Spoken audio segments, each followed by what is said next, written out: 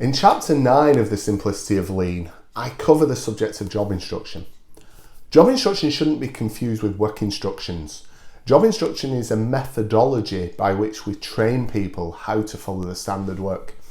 One of the analogies I often use is that you could take a very, very competent pilot, maybe a highly skilled pilot from the Royal Air Force, the US Air Force, any of the major air forces in the world, and put them in a Boeing 747 or a A380 and then ask them to fly that plane. Now, we would consider that they were skilled in flying a plane, but we wouldn't consider them competent to be able to fly that particular type of plane. And what we often make the mistake of in industry is that we bring people in who've got prior experience, qualifications, and we assume that we can just throw them into any job and they'll suddenly be competent at it. And that's not the case.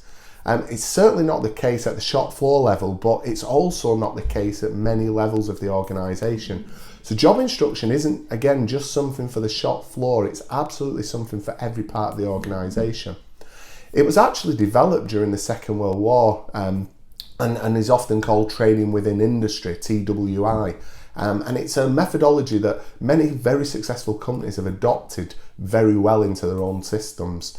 But it's neglected across many, many companies, many organisations, and it's one of the major drivers of effectiveness.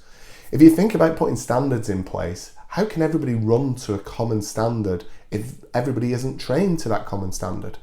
And one of the first things we should actually ask when we have a problem is, are we running to standard? And often we'll find we're not, and the root cause of that is that people haven't actually been trained to standard properly.